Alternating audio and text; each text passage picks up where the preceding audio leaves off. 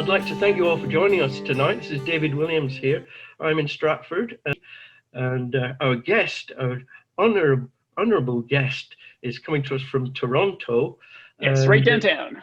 He runs Drift Outfitters, and I hope it's doing well during the COVID. I think that your promotional activities are working out okay for you, and we hope that soon we'll be over this and be able to see you face to face rather than just by Zoom.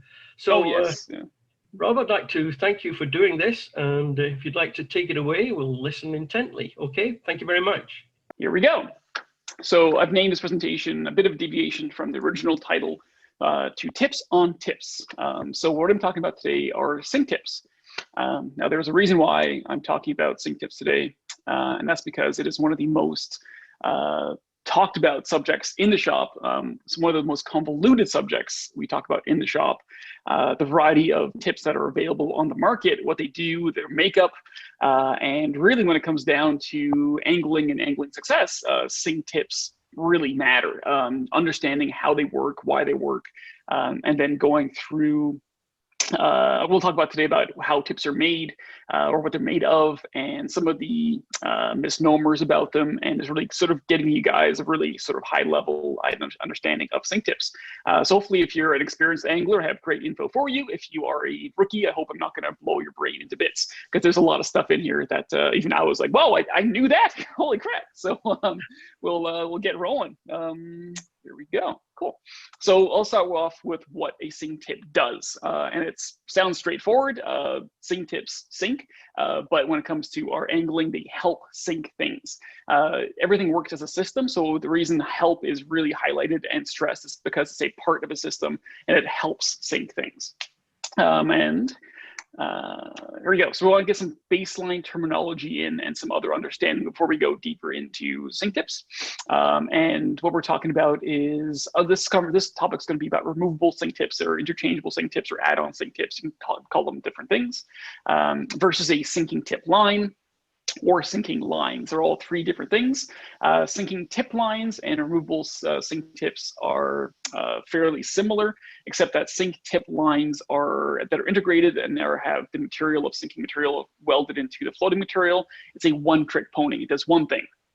Removable sync tips and sync tip lines with integration or a loop-to-loop connection instead of integration allow you to change things up. So instead of a one-trick pony, you have a tremendous amount of opportunity to change your sync tips out, get different sync rates with your tips, different lengths, different sinking powers, if you want to call it that, or sinking masses to help drag your fly down to where it needs to be.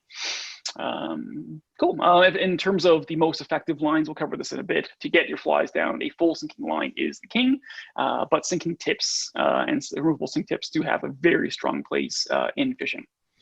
Let's click through. So in terms of other knowledge as well, and baseline terminology, IPS, it stands for inches per second. That's your sink rate. So it's going to sink at a rate of, say, 3, for example, inches per second. Another terminology for that is type. You'll hear type 3, and that means it's going to sink at 3 inches per second. And also you have the airflow terminology, and in the UK, DI or DI3, which means it'll sink at 3 inches per second. So all these things mean the exact same thing. So if you walk into a fly shop, whether it's mine or somebody else's, and you say, hey, I need a type 3, we're going to know what you mean. But you may walk into somebody on the street or on the river, mind you, and say, oh, I'm fishing like a 3 IPS or a die 3. And they'll look at you like, I don't know what that means. So it's good to know exactly what we have interchangeable terminology for the exact same thing. It makes fly fishing that much more convoluted. And I blame the industry, not the fly anglers themselves. Yeah, so baseline terminology just to make sure we're on the same page with things. Now, one thing I'm going to stress a lot about in this presentation is that the ratings are based upon still water, not moving water. That's a big part of this. Once we get into moving water, there's way more forces at play than you'll find in still water, and strong forces at play that really are a detriment to effective sinking of your sink tips. So the ratings, for example, the I3 IPS is if you took a piece of that material, you clipped a bit of it. I think it's actually in the next slide. I even go into further. You take a piece of it, you actually cut a piece off, you drop it into a pool of water, and that tip, that material should sink at a rate of 3 inches per second. If you attach it to a fly line, if you attach it to a fly, if you do anything to it, you add some current in there, things fly out the window. You can see in the bottom there that even the anchor point of your fly lines, buoyant attachments being a muddler minnow, for example, that's a buoyant attachment in my opinion, because it doesn't sink very quickly. It's fairly buoyant, it has a lot of resistance to it. Your fly sinking rate, your tippet leader and properties and diameter, the water temperature and density of the water, the current of the river, your retrieve speed, and even the slipperiness of of your line, or the drag that your line has on the water as well. All those things actually are factors that play working against your sink tips, and we'll go into some chatting about that as well, and some details of that stuff too. It's a little excessive, but I think that's all great knowledge to really understand what's happening out there. It'll help you fish. So more baseline terminology. I want to be on this one for a few slides because we hear this thrown around a lot. The T material, or T18, or T17, T20, T11, and there's a lot of misinformation about that out there and a lot of opinions on it versus fact. So I want to give you guys the fact. So T material is sink tip material. And you can buy gigantic 500-yard spools of it, or you can buy small, short lengths of it and make your own tips. They even come pre-welded into tips, such as like the Rio Mo tips, which have a part either floating or intermediate material then attached to sinking material. This one in particular is, you can see there, is T11. Those have actually been welded together, so you have a two-stage or dual density sink tip itself. You can also get these in straight pieces of sinking material, prefabricated, like 12.5-foot lengths. You can see that there, or 10-foot lengths. You can make your own 5-foot lengths, 1-foot lengths, you got 30 feet lengths, foot lengths. So it's available in all sorts of lengths and forms. Now the T in the T of material, that stands for tungsten. And then the number following that describes how many grains per foot exist in that piece of line. So if you were to have, say, 1 foot of T17, it equals 17 grains. Then 10 feet of T17 is 170 grains. So it's giving you an idea or exact measurement of how much weight is in per foot, and you can do your math and find out how much overall weight you have. Now that's important, so we'll discuss it later on, because the weight of your sink tip does matter. And sometimes the weight of a sink tip equals even the weight of a fly line, for example. So you're adding maybe a 4-weight fly line on top of your already existing fly line, and that's a lot of weight for your fly line to carry. And that can have some negative consequences to that. So it's good to know what your stuff's made of, the terminology of the material and its makeup, so you have an understanding of like what's happening on the water. If your rod collapses, you can't cast very well. Why is my rod really boggy on the river? Why can't I really power that cast out? Why does it kind of just not go anywhere? It's all the stuff I'm hoping to sort of translate to you guys today and get a great understanding about. Here we go. All right, so in terms of the T material and the relative sink rate, once again in still water, I'm going to emphasize the still water, looking at T8 having 6 to 7 IPS inches per second, or type 6 or type 7, or die 6 or 7. So those are all 3 different scales once again. And you can see how you go through that list there. You have T8 to T20 and the relative sink rates. If you look at T8 versus T20, there isn't actually a massive difference. It's 3 inches per second. It's not like a 20 inch per second jump. It's not 12 inch per second jump. It's actually kind of small. And when you start to look at the forces at play, a lot of things get negated. So those sink rates actually go out the window because of the water movement, the forces of water against your sink tip, and also the buoyancy of your head and all that as well. We'll touch on that very soon.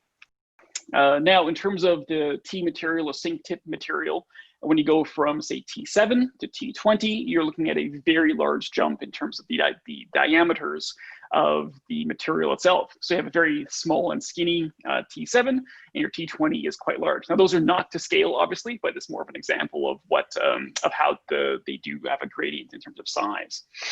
So if you look at the area and the surface area and the resistance those tips will have in the water, that does increase as well, going from T7 to T20.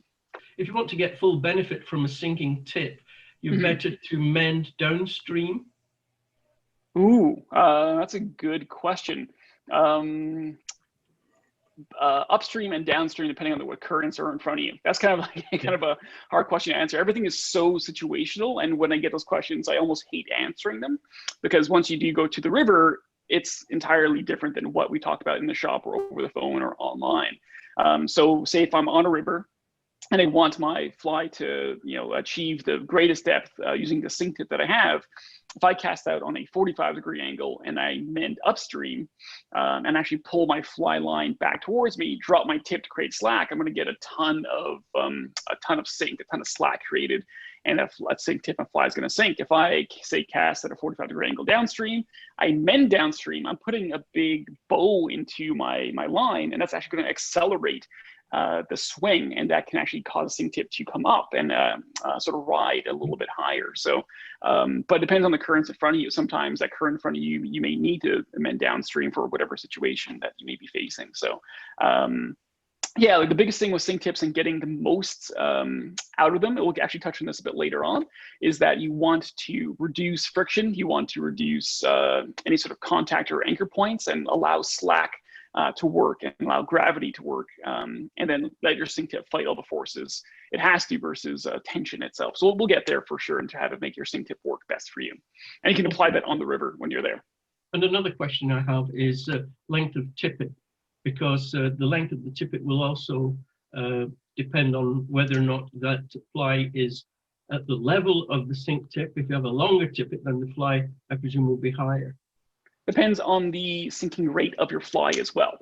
So there are a few factors in there, and how you cast. And a big factor too is how spooky your fish are.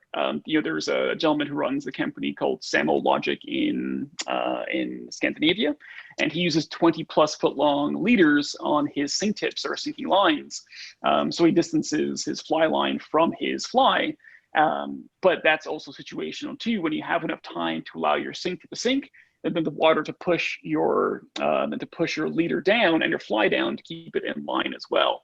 And that's going to be best with sinking heads versus sink tips to get a better dynamic for that too. I use my hands a lot. Grew up in an Italian family, so my hands will come out pretty often in the conversation as well.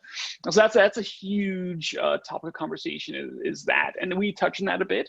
And it really is very situational dependent, and it's very hard to say like what do you use. I have some guidelines that I use, and we'll touch on those too. But I can do it now. Is that if you have really dirty and murky water and you need your fly to get deep, use a shorter sink tip. It's the dirty water is going to hide your sink tip and not spook fish most likely.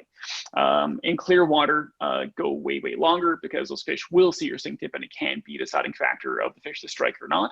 I've seen fish spook from leaders, from sink tips, from fly lines, and I've done a bunch of Atlantic salmon angling on the east coast of Canada, and I've seen fish on the Bonaventure, for example, with a sink tip and a short piece of monofilament spook like crazy, and you're going out there with 15 to 20 foot long pieces or tapered leaders to keep your fly line away from your fly. So it really depends on a lot of things there. So. Okay, yeah, thank you. So yeah, we'll get there for sure. It's a complicated question, and it's all once again like situational dependent. Yeah, you have to be in the spot and say, okay, you know what, this condition is like this today. I'm going to rig like this. Cool. Now, one thing that heavier T material does have, it has like more of a sinking mass. I'll refer to sinking mass a fair amount. And if a floating mass, which is your fly line, or it can be a bobber, but it's a floating buoyant mass. And if a sinking mass, which is your sink tip, or even your fly. So we're going to touch on those things, and that's terminology we're going to throw in there as well. So T20 and 20 grains per foot has more mass to it to act upon a lighter mass and drag your fly down. So it has a greater pulling power, sinking power in a sense. So one thing that a lot of folks look over is looking at your T material or your sink tip material as you would tip it. If you're looking at 1X versus 6X, it's a tremendous difference. You wouldn't pick 6X to throw a gigantic hopper pattern and get it sure to turn over very well. You want something that's going to be a lot beefier, 1X, 0X, 3X. So if you're throwing big monster flies, you're not going to use very thin leader material to turn this over. You need something quite substantial, and that's also your sink tip material as well. If you go from a heavy, thick line, like a Skagit line or a very aggressive single hand taper with a very blunt end to it and blunt to end taper. And then you transition to a very light piece of T17 or a poly leader, like a light thin poly leader. You're not going to get great turnover. It's going to hinge. It's not going to carry your fly out and turn it over as well. So think of T material in essence of turnover and not just sink rate as well. And when you do look at how you manage your sink tips to get the most depth, the T ratings in terms of sink rate, as I mentioned, kind of go out the window. 2 degree, like 2 degree. And you have to look at getting your fly turned over more so than getting this amazingly heavy sink rate because of the water dynamics or the effective hydrology. Okay, excellent. And so for we do have to be very mindful that T material does have a lot of weight in it as well, physical weight. So we want to be mindful of that. If you use like heavy monofilaments like 1X, it's weightless essentially compared to the T material too. So even though you want to turn over a big fly, but you're using a lighter weight rod or a mid-weight rod, maybe T20 is not the option because it's just too heavy to do what you want it to do. It's going to collapse your rod and not be great at casting, and you'll have hinge points potentially from your fly line to your sink tip. And that's what I mentioned there is that you have to really look at how much weight you're adding on to the end of your fly line. Otherwise, you can compromise your rod performance as well. We talk about collapsing a rod in terms of its action, and that's adding too much weight to your rod and it can't recover. So your rod has a single job to, 2 jobs. It's to flex and then to recover. And if you have too much weight on the rod as you're trying to cast, the rod doesn't have a chance to recover and it can't actually cast your line. It'll kind of collapse and get mushy. It won't do its job very well. It won't come forward too fast. So adding too much weight at the end of your fly line, increasing essentially your fly line weight, it can be a very detrimental thing. So if you have, say, a 10 feet of T20, as mentioned on the very bottom here, that's 120 grains. 120 grains is the first 30 feet of a 4-way fly line. That's a ton of weight to add to something. So be very conscious of what you're adding on to the end of your fly line for it to perform well. Now, the reason I mention this is we have a lot of folks who pick up sink tips. They get to a river or a fishing situation and they go and try to cast and the rod just doesn't work well. They can't cast well. They can't present the fly well, can't achieve distance. It's because they bogged down their entire system with too much weight. So you have to look at your fly line, look at everything as a system and not just, you want things to sink at this rate. Well, how do I get this? How do we get my fly there effectively turned over, presented versus just getting your max sink rate itself? So everything has their place as well. So whether it's split shot or like putty on your leader, whether it's a full sinking fly line or if you integrated full sink line, removable sink tips I think have a great place in terms of versatility, and they're a very affordable way to get to achieve depth that's also very versatile as well. If you do go and just grab a single sink tip line, and like, oh no, this doesn't get me where I want it to be, and you go grab another sink tip line, another sink tip line, you're looking at about 100, and like with today's dollars, what we charge at the shop, you're looking at, geez, about $345 for 3 lines. And that's us being actually below exchange rate and cheaper than what we should be charging for lines. So sink tips can range from $20 to $30, $35 or so. So you're able to accumulate a bunch of sink tips or a couple sink tips and have options to do the same thing that a sinking tip line does, but you're able to have that versatility and not stuck into a single line with a single sort of one-trick pony type job. So we're going to talk about a number of things as well. Hope I'm not going to bore you guys or have too much to talk about, but I tend to rant. I have a captive audience tonight, so you're mine. So we're going to talk about the most sensitive presentation to strikes and how we must consider it while picking and using sink tips. What factors act against sink tips? And this is a lot of information in that one topic because that really gives you an idea of why you're not achieving the depth. I have a fun story, a very quick story to tell about a guy who thought he was fishing super deep, he was dredging bottom and he was fishing within inches of the surface. A difference between tapered and non-tapered tips. As a quick reference here, if you ever heard of poly leaders, these are a tapered tip. So they actually have a thicker butt section and they narrowed and skinny down to their terminal tippet end, where you can then tie on some tippet and then tie on your fly. Now they're tapered. Otherwise, you look at tips such as MO tips or MOW tips. This one here, that's 10 feet of T11. This is a straight piece of material, so it's not tapered.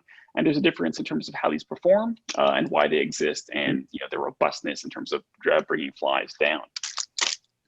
All Right. Next is fly buoyancy, or lack thereof, and why it matters as well.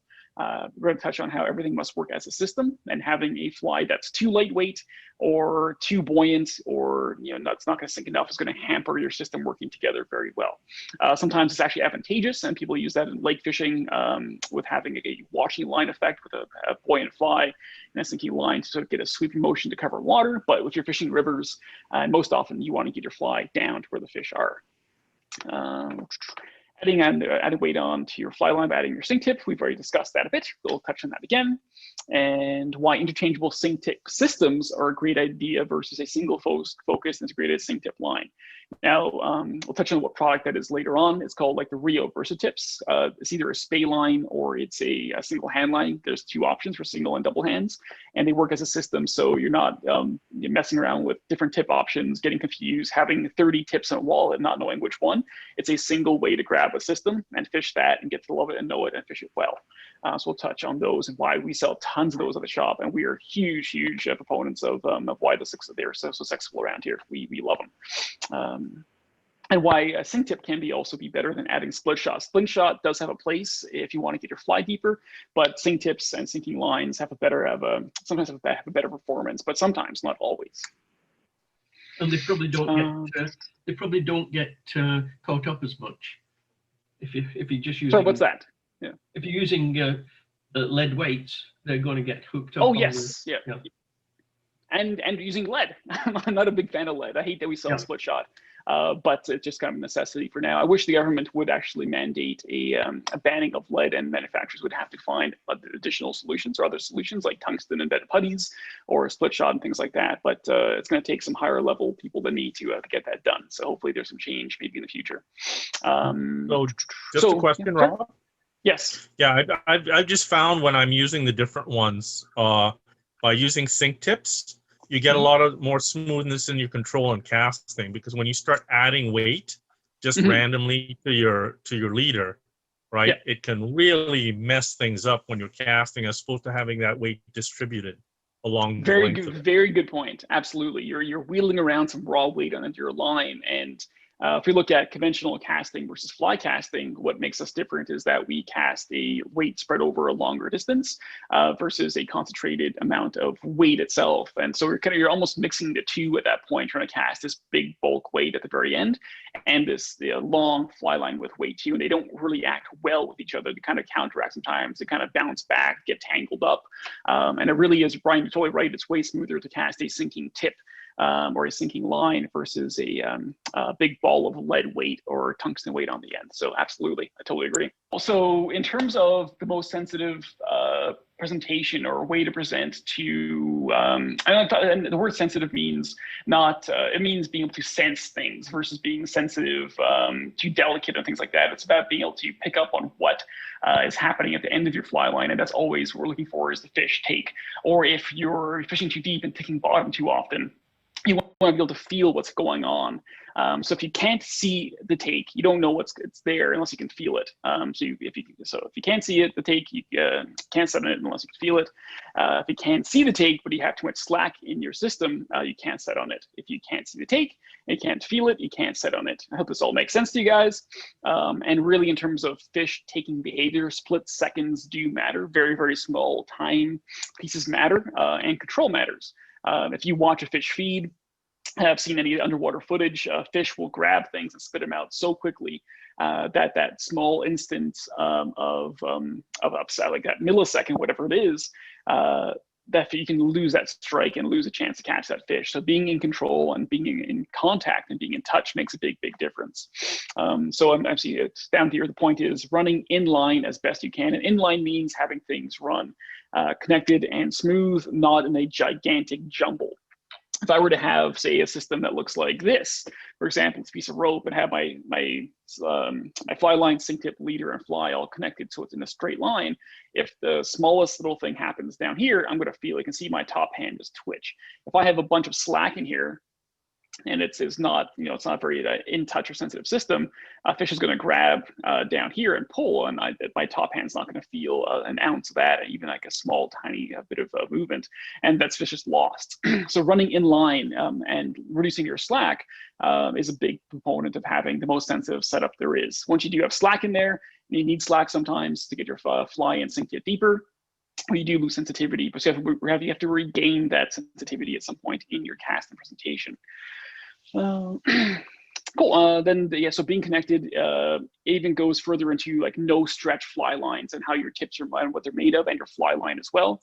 If you look in the industry, almost everything is going towards no stretch or no stretch cores, no or low stretch cores. The reason being is that it really does make a gigantic difference. This piece of rope here has the smallest amount of stretch. It's almost nothing. There's a braided core inside. I can feel every little twitch that my fingers down here do, and I can put a lot of force into my hook sets as well. This is fly line. If I pull back here, I have very little energy loss in my setup here. Now, if I take a piece of bungee cord, for example, which this is, and I start to put a little pressure on here, I can see how much movement I do have. So old fly lines, some of them have like 30% stretch rates. That's huge. That's your fly line growing by a third almost. So you're looking at lack of sensitivity in here. So if I were to say have a fish on the very end, grab something, I couldn't feel, is that a leaf? Is that a rock? Is that kind of a sludgy feel? Not sure what that is. Is it maybe a wave or standing wave on my line? It's touching a standing wave. And you can see that like you really can't get a good feel of what's happening. My hand's moving, but it's not defined. It's not really sharp. If you do go and set the hook too, what you have to do is actually put a lot of your force you're going to set with into stretching your line first before that hook kind of gets embedded into the fish. So when you're looking at your systems, look at no stretch or low stretch cores of your fly lines and tips. And if the last 10 feet of your setup is monofilament stretches, that's fine. It's only a little bit versus 90 feet. Or if your tip is by chance a monofilament core, like a poly leader, that little bit of stretch isn't too bad, but try to eliminate as much stretch out of your system as possible to have the most sensitive setup. A fun story about this is a gentleman, you may know him, his name's Soren. He's the representative for Dohiko hooks locally. He's a competitive angler, been fishing competitively since he was very, very young. And he professed his love for like in-touch type lines and lines that have a lot of very low stretch. It was after a competition where he was in a boat with somebody, lock style, who was fishing about 60 feet deep with chironomids. And the gentleman next to him had, I guess, the latest version of the Airflow 6 Sense lines way back. This is a number of years ago. And Soren was fishing quite deep as well. Other guy was fishing deep, lines were vertical in the water, just kind of figurating back up. And Soren was, he couldn't feel anything. He was, there's no fish taking. This other guy next to him was like, oh, there's a fish. Oh, something's down there. You can actually feel a fish swim by his line, maybe take, false takes and really disturb something down there, but he could feel it, and he could feel his translation from his fly 60 feet down to his rod tip, or to his fingertips. And Soren was there like, bullshit, no way, this is not happening. The guy can't feel this fish. And then as the guy was retrieving, he was fishing his hang and pulling his flies up. His first fly left the water, and a brown trout actually came out of the water and jumped out and sort of swiped his fly out of the water. So there's this amazing competitor, Soren, who's been very well in his competitive career, looking at this guy with these in-touch lines, being very envious because he could feel a fish fart in a sense. So I think that speaks well. That story, I love it because it really highlights that it does matter having those fly lines be very low stretch and be connected to your fly line and your fly. Know what's happening. If you don't know what's happening, you can't act, you can't react. InTouch is a real brand. They have a new core. I really should know it. I forget the name, but there's some InTouch lines still. There's like direct core. Airflow has had low stretch, no stretch cores, and there's 6 Sense lines for ages, the braided cores. There's lots of different versions of that out there. Scientific Anglers, same thing. They have no stretch cores or low stretch cores too. And you'll never get a no stretch. It's low stretch, but they say no because it's so marginal. So looking at what factors act against your sync tips. Now, if you hear some rumbling in the back or you see some movement here, my dog Scout's in his crate.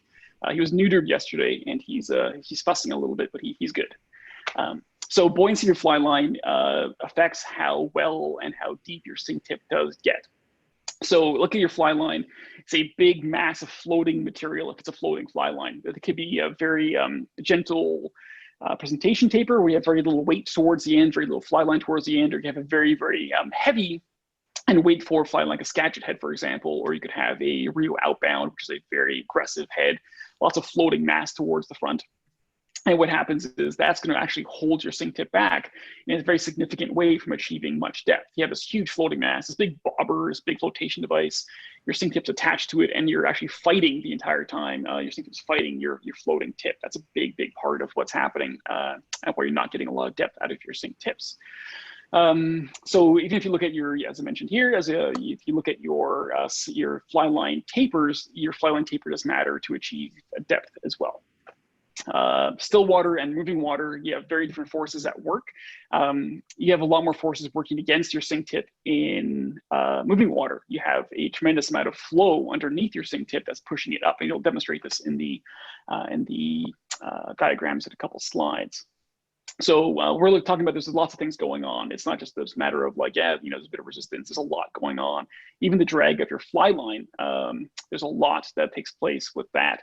But going back to the forces of moving water, even stripping as well. When you do strip, you're also mimicking a moving water situation too, because you're moving your fly line and your sink tip against the water, and it's going to have a different dynamic with that as well. And we also call it lift as well. How it's happening is it's being lifted from the water and pushed towards the surface. So what drag is if you look at any material on water, the water grabs the material and prevents it from moving and sinking. So if you have a sink tip, for example, my hand here is a sink tip, and you have your fly line here. I use my hands for this because you can hinge them quite well. Is that you have your sink tip is going to want to sink and draw your fly line down. But what happens is, even if you have a floating line, the water is grabbing your fly line here on the very bottom, and it's actually holding it back and causing some resistance. Like a good buddy of ours at the shop, Nick Groves, he was in Arkansas fishing. I believe it was the White River or the big rivers down there for a big streamer event. And he was looking at boats on the water, and there were guys out there standing on top of their Yeti coolers in their drift boats on their tippy toes with their 9 or 10 foot rods way up in the air. And he was like, what are they doing? He couldn't figure it out. And then he talked to them and said, look, what are you guys doing? The next side, what are you doing? And they said, oh, we're just getting a fly line off the water. We're reducing the drag that our fly line has, so we can have our sink tips work better for us, or sink tip lines, or whatever they were using. So that drag that your fly line has actually holds back your sink tip from sinking as well. And when you do look at how things sink, everything kind of gets drawn back in the water as well. It's not a very even sink. It doesn't come down flat. It actually gets drawn down towards you and ripped down over the surface. When you do next time on the water, you have a sink tip on, and you're in still water, cast out, not too far, have your head out plus your tip, and then sort of watch where your fly ends up. Everything will kind of arc and sweep down. If you do kind of give it a bit of slack and push some slack into it and feed it, it will sink in a more straight line. It's not going to sweep back to you as much, because everything's being held back by the water there. So the buoyancy of your fly is a big part of this as well. So if you have a big bushy, say, muddler minnow, or a carter bug in the Atlantic salmon fishing world, which is like a deer hair spun bug, it's fairly buoyant, it's fairly water resistant. So in still water, if you do have, there's a slide about this later on, if you do have your fly on the water, in the water, and it's very resistant, you're going to get a weird arcing motion to your fly, like almost a sweeping motion. So put a couple diagrams together for you. I don't know why one of those lines is a different color, but we'll work with that for now. So on the top, you'll see there's a blue line, followed by black, by orange, then your fly. You then have those same lines deeper, and in still water, that's kind of what's going to happen with your fly line. Things are going to kind of arc down, your sink tip's going to sink, and your fly is going to follow down with it as well. Now, if you look at the forces that are at work here, working against your sink tip, is that you do have the buoyancy of your fly line. So it's going to hold things up. You're looking at also the drag. The drag is going to actually be pulling on your fly line, and it's not going to sink very well either. You also have the resistance of water against your sink tip too. So your sink tip has to part the water and come down as well. So there's lots of forces at play, even in still water, that work against your sink tip. And that's not even stripping. That's just letting things sit idle and achieving depth. Eventually what will happen is your sink tip will go vertical, and your fly line will eventually kind of end its arc at some point. They'll stop arcing and sort of hang and stall out, where you're going to find an equilibrium. But yeah, so and the heavier your sink tip is, the deeper that's going to be, and longer the sink tip is, same sort of thing. You can achieve more depth. Longer your sink tip is, and heavier the mass is as well. So if you're in a moving water situation, things change a little bit. The force of resistance on that tip is going to actually change from, well, not change entirely, but it's going to be a horizontal force pushing up against your fly line, pushing it towards the surface. You have the flotation of your fly line that's going to, your sink tip has to work against, and also the drag as well. So a lot of factors here. If you ever even factor in a very big bushy fly, if you look at an intruder, for example, with a fluffy head, or a muddler minnow, once again, the water is actually going to catch that on that fly and push the fly downstream, tighten everything out, and actually cause it to ride higher as well. So there's a ton of forces at work against your sink tip to actually get them to sink and achieve their maximum depth. So understanding all of this gives us an ability to utilize our sink tips in the best way possible. And we're talking about how slack is the way you actually, and slack in time is how you actually get your sink tip to work for you the best. And also on the note, it says about anchor point. An anchor point means where your fly line is being attached to. Say it's your reel and your rod tip kind of direct where your fly line is. If you take a floating line and you jam your rod tip 4 or 5 feet underwater, and the flow is heavy enough, eventually what's going to happen is that that force of water is going to push your sink tip down under the water, and it's going to have it lay horizontally or even just arced up a little bit, depending on how much force there is. Really neat demonstration of that was a gentleman named Martin Draws. He was on a river. Martin Draws is a world champion competitive angler. He was brought down from, I think, Czech Republic, I believe it was, to Quebec for a couple of seminars years back. I attended one, and the day after, the day after I took mine, he was in the river. The water was quite high. He took his fly line and fly rod, jammed it into the river about 2 or 3 feet down into this deep run, and retrieved horizontally to this fast-moving water and caught a massive brown trout. If he just used his floating line on the surface, his fly would have never got nearly as deep. So he jammed everything subsurface, changed his anchor point from, I guess, over the surface or on the surface to subsurface, and let that fly line work at a horizontal manner, and without that sort of that flow or that force of resistance pushing up against his fly line. So really clever. I thought that was super, super neat. And it really sort of got me thinking, like, oh man, like how many forces are at play against what we're doing here? And that was a really neat one to watch in person by this guy, and he schooled everyone. It was pretty cool. So the length of your sink tip is a big factor as well. So if you have a very, very short sink tip, it's not going to get away from this floating mass as much. The longer the sink tip you have, you distance your sink tip more from this floating mass, so it can do its job a little better. Now, sometimes a longer sink tip and heavier sink tip is not always the case. One of the products that was actually developed by Rio some years ago is great to fish like boulder gardens or very bouldery rivers. The reason why they made them is, and how they made them is that they have your head or your skagit head, for example.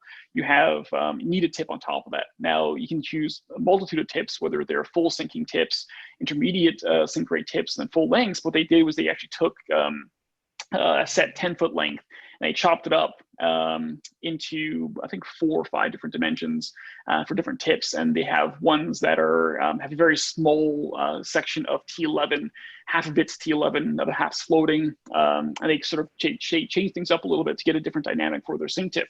One of the tips I like to use a lot in that lineup when fishing very bouldery areas is 5 feet of T11 or T18, or T14. And 5 feet of floating. The reason why I like that is that you get this really great hinging effect where your fly can, say, drop over a boulder and sort of swing behind a boulder or obstruction versus kind of coming in line and crashing into that object itself. So there's nice ways that people have sort of figured out how to really utilize materials to navigate situations on the river, and be really thoughtful about that. So a lot of fun stuff was done with sink tips. So in that case, that proves that, it sort of shows that sometimes a longer sink tip is not always better or heavier. It's the conditions you're fishing and how you match your tips up to what you want to do with them. Cool. So in terms of tapered sink tips and level sink tip material, there is a difference. If we're talking about sinking mass and then how the mass affects your fly and how you drag it down or how it counteracts your fly line, if you have a tapered sinking leader, like a poly leader, for example, which I mentioned are the tapered ones, the butt section of the sink tip has a lot of mass to it. It's going to counteract your fly line quite well and draw that back end down. What it doesn't have, though, is a lot of mass towards the very front of the sink tip. And it's not going to do a great job of pulling down your fly. So you're going to need to use a fly that has a fairly good sink rate to achieve any great depth. Otherwise, you're going to have a very odd dynamic in terms of your fly being up here, your sink tip being down here, and then attached to your floating line once again. The now level sink tip material, I believe I have a slide about this coming up soon. Here we go. And you're going to see how that demonstrates how this sinking mass or gradient of sinking mass with sinking tips, level materials, and tapered leaders as well. So if you look at that, that's kind of self-explanatory in terms of how much down force there is or pulling force there is between a level material and a tapered material itself. So for your fly, you have to think about everything as being a system, as I mentioned. If you have a sink tip under fly line, that's going to do a great job about pulling things down, has a lot of mass to it, or you have a taper poly leader that doesn't have a lot of sinking mass to the very end of it, but you have a buoyant fly, you're not going to get your fly very deep. You want to make sure that when you go out there, you have an understanding of what properties your flies have in terms of buoyancy and resistance, or even their sink rate, even like some mental math. You need to have an exact chart of this fly sinks at this rate. It's more so this fly sinks fast, this fly sinks slow. And you can look at in terms of flies of bushiness, of weight. There's a cone head on this fly. There's a shank on there too. This fly is going to get very, very slim and slick in the water, and it's going to drop like a stone. Actually points down as it sinks as well. Say versus this fly here, like a prom dress, which is really bushy, lots of material, lots of ability to catch water, and not descend very fast. So when you do look at where you want your fly to be, you have to look at the weight in your fly, its ability to sink as well, not just how much weight's on there. A great example going to the nymphing world is a Paragon Nymph versus a really bushy hare's ear. You have the exact same fly like I do right here. Actually, I'm going to pull these up if you can see them very well. I got lazy, left my tippet on the eye of this one, but the Paragon is super, super slick. It's coated in an epoxy UV resin, and this hare's ear is fairly bushy. It's going to catch a ton of water. This fly, exact same bead size, exact same everything, is going to slip through the water very quickly because of the lack of resistance. So when you look at your fly choice and your tip choice, and you want the desired depth you want to get at, everything has to come into play to either achieve the deepest depth you can achieve, or the level you want to fish. Sometimes it's actually appropriate to have a very bushy fly on that's going to catch a lot of water, and a very heavy sink tip to sort of get that mid-column effect. So there's a lot of mental math that goes out there, that goes on out there, and you can just do this experimentation and find out what gets to what depth and how fast. Lots of fun learning there. So in terms of dynamic of sort of an illustration of how my terrible artwork about how sink tips and unweighted flies and weighted flies to work either for or against each other, you can see the washing line effect on that first on the first slide there. So imagine this fly up here is an unweighted, say, woolly bugger, or it's a blob, or it's a fly with a lot of resistance. Your sink tip has to once again fight the fly line, buoyant fly line, and then it also has to fight all the other forces we talked about, plus also then drag down a buoyant fly as well. If your fly is weighted, everything can work way better. It's not going to be, I think, holding it back, and it'll achieve a much greater depth. Now, this is so rigging sink tips is a big part of the conversation too, of what we use, whether you use nylon or fluorocarbon, the strength of your leader as well, or your tipping material, and the length. So we're going to talk about those things. So I'm a big proponent and believer of like fluorocarbon. For me, fluorocarbon is like the best stuff out there when you're talking about sinking anything. The reason is that fluorocarbon sinks. That's just kind of the bit. If you're going to sink something, help it sink with sinking things. Don't put monofilament or sort of nylon along with it. That's going to float and sort of counteract the action that you want. So when you're sinking materials, sinking flies, sinking tips, always look at the fluorocarbon option. Then if you're looking at going near surface or at surface, nylon is the way to go. As a point of interest, when coming into a shop and you want to look like a real pro, use nylon or fluorocarbon as your terminology for either the floating or sinking properties that you want. If you come in there, say mono, well, sure, we'll get you some mono, but do you want mono? Do you want fluorocarbon or do you want nylon? They're both single strand products, which is what a monofilament is, single filament. So when you come to the shop or any shop, just go in there and say, hey, I want nylon, I want fluorocarbon, and we'll know exactly what you want and we can get you exactly what you need versus try to figure out what you're going to do with it later on. So it's a great way to sort of, you know, dial in, get to know your gear very well and its properties. Now, the strength of the leader material that you use is dependent upon a few things. It's your fly size for that turnover. It's the weight of the rod you're using as well, so you don't have too much force acting against that rod. If you ever do need to break off, if something happens, you can sort of downsize lighter weight rods. The size of game species and the fight to have as well. And if you're looking at single hand rods and floating lines, or even spay rods and floating lines, or whatever it is, you know, have that general rule of I guess use what you want to use, but sort of be in mind that there's some consequences for going too heavy or too light. If I'm going to fish for steelhead or Atlantic salmon, I'm going to use anything from 8-pound fluorocarbon all the way up to 20-pound fluorocarbon, depending on the size of my fly and how big the fish are. For trout, you can use 2-pound all the way up to 10 or 12, 15-pound, depending on what you're throwing. Then if you're in oceans fishing for tarpon, you're using a 100-pound bite tippet with a 30-pound break off section. So there's a lot of variation in there for what you want to use. So that's a big subject, very conditions based and species based. So I'm not going to go into too much detail. We'll be here for way longer.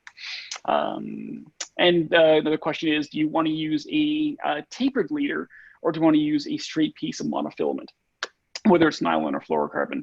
That's a big debate. Some folks are very adamant about using a level piece of monofilament. Other folks like to use the taper leaders because of the turnover you do get from them.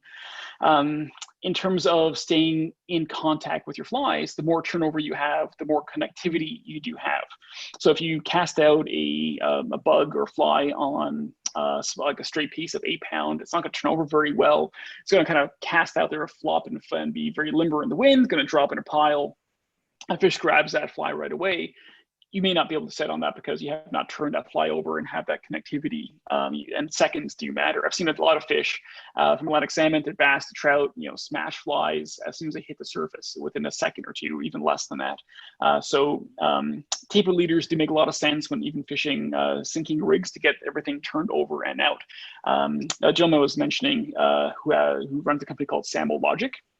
He uses like 20-foot long taper leaders, and he lets those sink with the sinking heads, be pushed down and maintained. And he gets a great turnover, so his fly is fishing right away and he's in contact, and then he lets that sort of go through the run and sink along with it.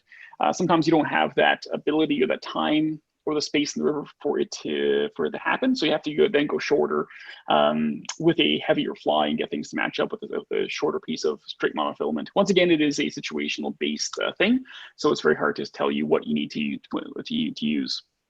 I definitely have that same thing I mentioned previously. If you're fishing clear water and spooky fish, go longer. If you're fishing dirty water with fish that don't really care, go shorter. If you want to go shorter, you have 3 feet of tippet on top of your sink tip, but you don't catch a fish all day, then you're not really doing the right thing, even though your fly and your sink tip are really sort of uniform in sync. Sometimes you need that to be quite a long distance to get that fly or to get that fish to take your fly. So how to get your sink tip to achieve its greatest depth?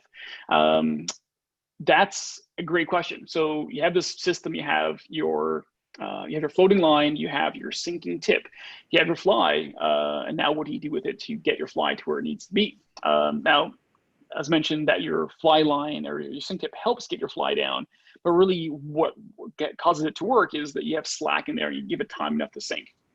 So the story I mentioned previously about that I was going to tell you about my friend who thought he was fishing quite deep. He was fishing subsurface only inches. Was that he was on the Maitland River, and he figured this out the hard way. Was that his buddy was on the bank and looking at his cast and tracing his fly in the water. The water is very clear, and so my buddy Mark, actually both named Mark, one guy cast his fly out on a tight line at 45-degree angle, hit the fast water, and sort of fished it right away. Didn't mend, didn't do anything to allow that fly and sink tip to sink. And so the guy in the bank was looking at the fly, and he could trace it all the way through. And he was like, "I'm not getting deep at all. Like I can see your fly. I can see it's not changed depth. I can see it quite well."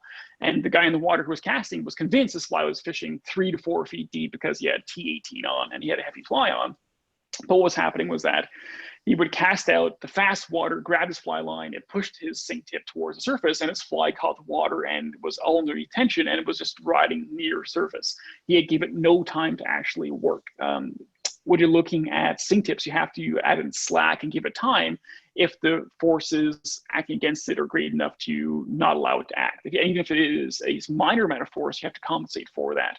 So what you do is you add in slack, you remove the pull of your fly line and the anchor point by adding in some slack. You can actually feed it some line sometimes. The angle you cast out a big upstream or downstream end, and allowing that to ride downriver, not under tension, and then achieve depth. Eventually what will happen is you'll have to tighten up at some point, and that sink tip will swing through at a certain depth that it's achieved, or if you're on still water, you cast out, and that's going to sink down to a certain depth, and you can't then retrieve back from there. So there's lots of things you have to think about in terms of getting your fly to sink, but the biggest thing is time and slack. Give it time and give it slack, and you'll get down to whatever depth you can with your equipment. If you don't give it time or slack, you're not going to go very far at all. So I mentioned the interchangeable sync tip systems. Like the Rio VersaTip system, which I use a lot of for my space setups, my Scandi setups, is that you are working with a set amount of weight versus variable amounts of weight. Now, the way the system works, whether it's the Rio single hand product or the Spey product, is that you have a fly line that's been chopped back 15 feet. Or with the space setups, maybe 10 feet, depending on using the short versions or the long versions. Now you take this line, you chop off 15 feet, and now you have this set weight you've cut off this line. So for example, I'll pull one of these tips up here. You're gonna have, the floating tip's gonna weigh, if you can see that well, it's gonna weigh 109 grains. So what they've done is they now manufacture tips, an intermediate tip that weighs 109 grains. They have a type 3 tip that weighs 109 grains, and they have a type 6 tip for the same 8 weight that weighs the same amount. So now you're dealing with a consistent amount of weight on the end of your fly line, and you don't have an 8 weight line plus something else. It's all built to work as a system under the 8 weight category. So you're not adding on additional weight and causing your system to kind of get bogged down. So very, very clever. We sell loads of these because they're simple, because they make sense. You're not adding on a ton of additional weight. You're not bogging down your rod. Everything works exceptionally well. Huge advocates of this in the shop for the simplicity of it and for its effectiveness as well. So they get kind of confusing because you come to the shop and you have these kits. We sell the tips separately, and they were named very inappropriately replacement tips. They're just tips from Rio that are tapered and they sink. And you can get them for the single hand rods or double hand rods, exact same product, but the base of the fly line, whether it's the head or the full line, that's what changes. And the beauty of these lines is that they're very versatile. They're not one-trick ponies. So if you do want to buy that sink tip line, you have a 15-foot tip and a series of tips that range from floating to type 6 or type 8, and there's additional ones you can buy as well. Sorry, you get floating, intermediate, type 3, and type 6. And the type 8's optional, so you have an ability to really explore the water columns and depths and get your fly without buying multiple lines. A really nice compact way of getting into a sinking tip system that's very, very effective. So other issues within sort of the sink tip world we have to think about is casting issues, which is which is a big one. It's called hinging. And if you've ever gone and cast a floating fly line or any fly line, and you go from a thick fly line to a very, very thin piece of monofilament, you'll notice what happens is as it does turn over, there's a non-great transfer of energy. Things kind of hinge and they fold over themselves. They don't transfer very well. So when you're picking sink tips, consider the diameter and stiffness of your fly line, and then also look at sink tips that will complement that without going too skinny. If you can, in the polyliter realm of options, you have trout polyliters, which are very delicate and very fine, compared to their brothers, like their salmon equivalents that are way thicker and are way stiffer. And if you were to say interchange those and have an 8 weight a salmon line or any line, and cast out this trout tip, you're going to find there's a lot of hinging that takes place. It's not a good transfer of energy. It's quite weak. But if you do fish for the salmon size ones, the heavier ones, it's going to actually just going to hinge way less, and the energy transfer is going to be way smoother. So look at when you do pick sink tips. that component, as well as the better casting of the two, and you get better turnover from that. Well, another issue with sync tips is that when you do sync tips or syncing lines, an issue is that we fish rivers. This is pertaining to rivers, is that when you do swing through a section of river, your fly line goes through many different currents and current speeds. The currents mid-river are not the ones that are maybe a third out or quarter out, and they're not the same ones that are by the bank. So as you do hit slack water, your sync tip that may have only gotten inches deep mid-river is now getting feet deep near the bank, and we call this like bottoming out. So when you do fish sync tips, and you do cast out, you do swing, so be mindful that what you're presenting, how you're presenting mid-river is not how you're presenting near the shore. So I find it worthwhile to find a run, go fish a run, and fish it twice, where I actually will fish very short first, and I'll actually fish the water near the bank with a lighter sync tip, less heavy rate of sync tip, and a less heavy fly, and fish close to me, and then go back and do the run again and actually cast out quite far and fish the faster water with a heavier sync tip and heavier fly, so I can cover the full entirety of the run and fishing it well, so I'm not sort of missing water by having my fly tank out next to me. You lose way less flies that way too. Once your fly does bottom out and your line bottoms out, you'll get hung up very often and you will lose a ton of flies. Good for us if you buy flies, bad for you, because you're spending money on gear and stuff like that. So yeah, actually you should go and bottom out as often as you can. Support your fly shops. Cool. The biggest consideration is getting to know your gear. We have a lot of folks who come to the shop, grab some gear, hit the water, and just don't get familiar with what they're using or what they've bought. I strongly urge you to get really familiar with your gear, learn to use it, learn why it works and how it works, and then adapt to it. Sometimes you have to adapt to your gear versus buying the exact right gear that is fit for you. So get out there, get your gear, learn how it works, why it works, experiment, be very fluid in how you fish and how you learn. And just get to know things. And the biggest part is keep it simple. I could go into my den right here and pull out my sync tip case, not wallet, case. And I have probably in my collection 40 to 50 sync tips, different densities, different weights, from intermediate portions to floating portions to full sinking lengths of key material. It's bonkers. I'll have more than that, actually. Thinking about it now, it's a little embarrassing how much gear I have in that room. But I've gone through my entire collection of gear, and I've skinny things down to a small pack of tips I bring with me whether I'm spay fishing or whether I'm on the water fishing single-handed. And there'll be 2 different kits, mind you, for the different line weights and the different needs. But I've really gone down and figured out what I need. I use it well. I know how to add enough slack to get to my presentation to where it needs to be, and how to slow things down or speed things up. And so it's not always about buying all the gear and having all the gear. Being a fly shop owner, I should be telling you it's about the gear, buy all the gear. It's more so about knowing the gear that you do have and using it well to be the most adept on the river and to have the most success out there as well. Like my friend who was fishing inches deep when he thought he was fishing feet deep, he didn't understand what he was doing, and he had very little success because he was fishing near surface in very cold water for steelhead when the fish were very reluctant to come up. Get to the strike zone and stay in the strike zone, and you'll find yourself with more fish in hand. Can be summed up even in, I guess, 3 points: is carry a variety of sync tips that work, and you know what they do, and the forces that act against them, so you can fish a variety of conditions. Give your tips what they need to work, which is slack, time, and a lack of resistance. That's what you need there. And her fly isn't getting where it needs to be, or it's getting too deep. Just change the conditions and play around till you find what works. I'm sure you can put together charts of math. I'm sure you can actually find a calculator somewhere that's going to calculate the diameter of your line, the flotation, everything, and factor everything in, give you a calculation or a suggestion of what tip to use.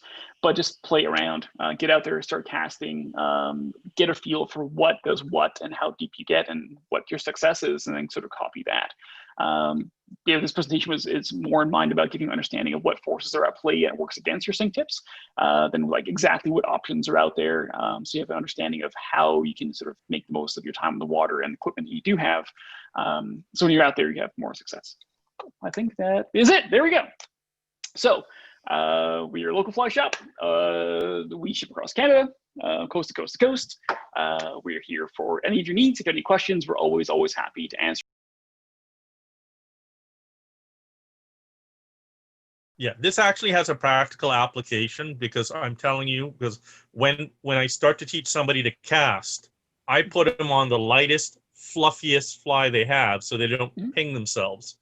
Yes. And then as they get more developed and they start going in, or if it's somebody new who's having trouble with the you know, they bought one type of casting line, floating line with a, you know, with a head on it, and they're having all these problems. It's nice to have something that's, for me, it's safety. So because you've got that sync tip, you're going to be able to do a wider cast, and you're going to be safe, and then you're going to be able to figure it out from there, as opposed to somebody buying 4 or 5 different lines and not knowing what they're doing. Yes, yeah. So one tip we'll get them going and getting their fly a little deeper. And you're right, when we teach lessons too, we go strictly floating. We go with a fairly stiff leader to turn the flies over, get them casting well, but that you're really limited at that point of only teaching one scenario of a floating line with a really unweighted fly, when the reality is most fish are definitely caught at depth, very odd, not often near the surface, not as often near the surface. So getting in that one tip to help them get their stuff down is really crucial to get them to catch more fish and have more success and a positive feedback cycle. So they fly fish longer. Yep. And I mean, that eases them into the warm waters, so to speak. And as they get more experience, they come back and say, okay, now I want to get a little deeper. Now I want to try a level line. Oh, yeah, exactly. Yeah, then we would never, for someone like that, go and throw an entire the kit of tips at $120 and say, you need all of these. That's not our style. It's not what we do. If that happened to me into a shop, I'd walk out in a heartbeat, say, absolutely no way. That's ludicrous. So yeah, we go in the easy entry. We want someone to have success. We want them to understand what they're using and give them that one tip that's going to help them out. Maybe suggest a second tip if they're interested, but stick with, you know, the core one, which is maybe the fast sync for their conditions, and go from there. Okay, thank you. Cool, right on. Other questions? What about tying loops? Actually putting loops on the end. Do they all come with loops on each end? Great question. So the MO tips, the MOW tips, they have loops on both ends. The replacement tips have loops on both ends. Now this is like modern today's sync tips. I have tips from about 15 years ago that don't have loops on the end. You need to either create your own loop, peel back the core, do all sorts of crazy things. But these days, most do. Now, poly leaders don't. They have a piece of monofilament at the very end, or their tippet section. You never tie your fly on to that. You always want to extend it with some monofilament. And the knots that I use a perfection loop on my poly leaders at the very tippet end or monofilament end, and then add on a loop-to-loop connection, maybe 3, 5, 8, 10, 15 feet of monofilament at that point. It would be a tapered section or a non-tapered section. But if you do have a sync tip that does not have a mono core that you can peel back to the core, what you can do is take your sync tip material, your T material, fold it back onto itself, so you create your own loop. Here I can just use this thing here. So you would have your material here, whether it be a sync tip material, and you would fold it back onto itself, such as that. And you're creating a loop, and you actually will tie a nail knot here, and you actually 2 nail or 3 nail knots back to back. And that connection is ultra strong. I've fished for tarpon with those knots in sequence and not had a 90 fish pull anything out. So 3 nail knots back to back over that double over either fly line or sync tip is going to give you ability to put a loop into your sync tip and have a really strong connection point. That's great. Thanks. Cool. I got a question for you there, Rob. Yeah, shoot. Hey, so if I've got, like in Brian's case, if I've got a 6-weight rod with 6-weight floating line on it, and I add a sync tip to that, how do I know when I've added too much weight on the sync tip? You'll feel it for sure. So, and it's about being reasonable with what you do pick as well. If you come to the shop and you pick the heaviest sync tip that's 15 feet long, it's going to be a very similar weight to the tip of your fly line. You just see like, hey, this is very similar. This is really big. And really what you see is what you get. If you get a really thick, heavy sink tip, you're like, okay, that's a thick, heavy sink tip. I'm not sure if my rod can handle that. And it's not going to break your rod, it's just going to collapse your rod, as I mentioned. So like, is there a rule? Like, is it like if you know, a 4 weight is however many grains, 160 grains, that you don't want to add more than half or something? Do you know what I mean by that? Like, probably a quarter, but then it depends on your casting as well. You know, those general rules, I definitely do hate general rules because there's exceptions to all rules, and every situation is different. We have some folks who put spay lines on single hand rods, so those go out the window itself. And some folks will actually use these tips, and they have your weights as a fly line because it's a shooting head essentially. They're tapered and all that. So general rules, you know, go a little lighter than heavier. I'd hate to give you exact figures or equations or proportions just because it may not always line up and it's misleading. But if you talk to us, we can give you an idea of what's going to work best and you know what to avoid anyways. Okay. So, the second question for you here. What if I have a sink tip, but I don't know what it is? So I have a black polyleader sink tip, no markings on it. How would you try to figure out what that is? Good question. So polyleaders actually have a color scale. So on the back of the polyleader package, which if you don't have, we can always phone us and yeah, okay, yeah. I think it's an airflow one. Yeah, but I don't know what it is. Yeah, sure. So there'd be a color gradient, color scale to it. So we can tell you, is it fast sync or a slow sync or the IPS of it itself. So they are color coded. A lot of the Rio tips, for example, they do have etchings on them as well.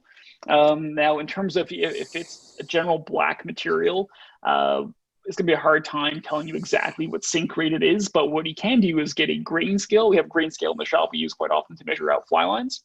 Identify fly lines, people who've lost track. I lose track of a ton of fly lines myself. And we'll take that sink tip, put it on top of there, and we can tell you, oh, it's 10 feet long, it weighs 170 grains, so it's T17. But in terms of the sink rate, it may be impossible to tell until you go to a pool of water, drop it in, and get a stopwatch and a meter stick type of thing. Yeah. Okay. But then also, you know, put into your quiver of sink tips. You want to use it, and then find a day where you may just play around and say, hey, this actually works in this flow, in this condition, and it actually works quite well. So don't write it off, don't throw it away. Just kind of use it. Yeah. Okay. Good. Got one question for you. Yes, please. For something of the 9 mile, would it be worth using a sink tip, or should I just go to a poly leader? Well, sink tips, so polyleaders are sink tips. So yes, I guess. Okay, well.